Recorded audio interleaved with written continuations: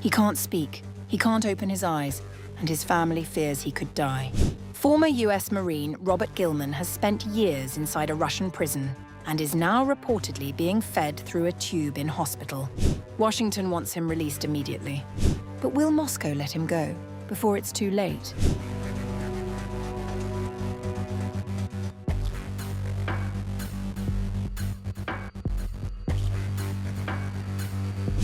A prison cell, a hospital bed, and a desperate race against time. A former US Marine jailed in Russia is now reportedly unable to speak, unable to open his eyes, and being fed through a tube. As Washington intensifies efforts to secure his release, fears are growing that another international detention case could end in tragedy. A former United States Marine imprisoned in Russia since 2022 is reportedly in critical condition, with his family and hostage advocacy groups warning that he may be close to death.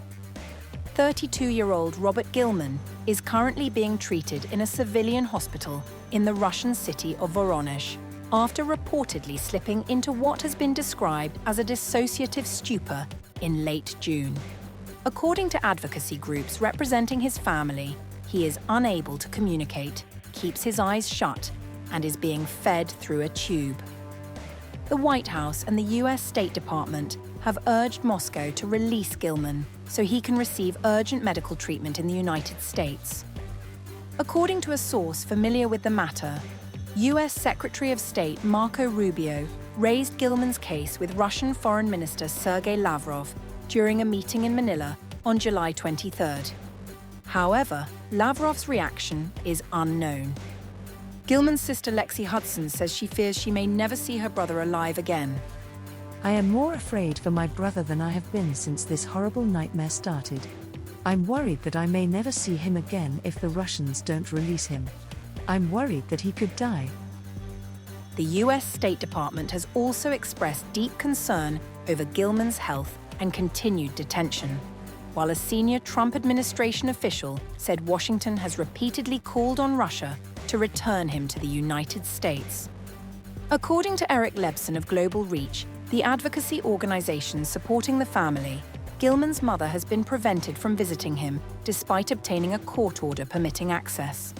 He also said neither US consular officials nor Gilman's Russian lawyer have been allowed to enter the hospital, raising further concerns about his condition and treatment. Elizabeth Richards of the Foley Foundation said there are serious fears that Gilman is not receiving the medical care he urgently requires. Gilman, who served in the US Marines between 2019 and 2020, was arrested in January 2022 while traveling by train through Voronezh. Russian authorities accused him of assaulting a police officer while intoxicated.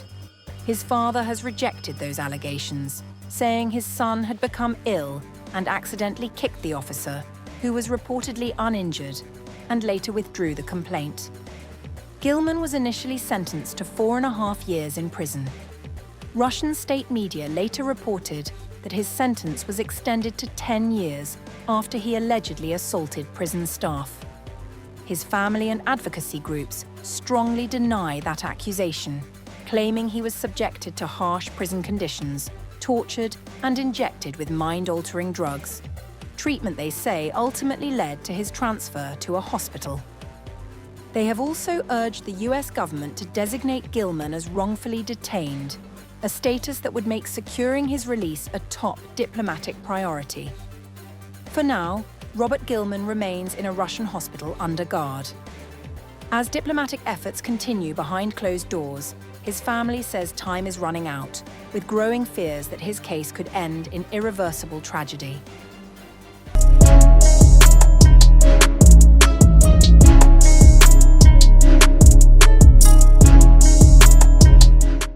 Extraordinary security, a secret military funeral, an unnamed general laid to rest. Mystery is growing after Moscow's deadly restaurant bombing. A Russian Telegram channel known for publishing security service leaks has claimed that a secret funeral was held in Moscow for an unnamed major general who may have died in last week's deadly restaurant bombing that reportedly targeted Russia's aerospace forces chief, Alexander Chayko. An anonymous Russian telegram channel, VCHK OGPU, reported that the funeral took place at Moscow's Troyekurovskoye Cemetery, under heavy security. The report also claimed that the officers from Russia's Federal Protective Service and National Guard sealed off the area, screened vehicles entering the cemetery, and required visitors to pass through security scanners. According to the channel, eyewitnesses described the officer as a relatively young major general who had previously served in the Russian ground forces. A ground forces flag was reportedly placed beside the grave, while an honor guard carrying the Aerospace Forces flag escorted the funeral procession. However, neither the Russian government nor the Defense Ministry has confirmed the officer's identity, rank, or cause of death. The funeral was held in secrecy. Federal Protective Service and Russian National Guard officers were stationed at the cemetery from early morning, inspecting every vehicle that entered and requiring visitors to pass through security scanners. The reported funeral comes days after an improvised explosive device detonated outside the Balzy Rossi restaurant in central Moscow. Russian authorities say the blast killed 5 people and injured 19 others.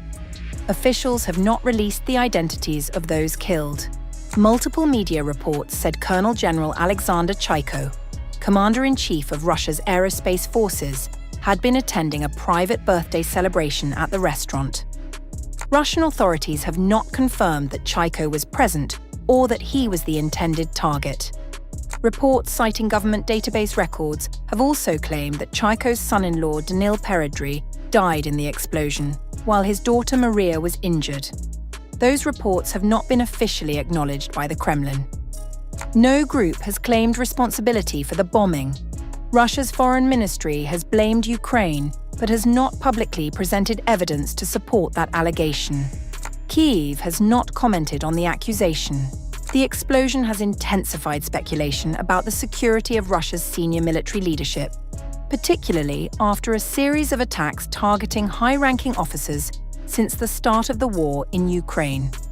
For now, the identity of the officer buried under extraordinary security remains unconfirmed, leaving another unanswered question in an investigation that continues to be shrouded in secrecy.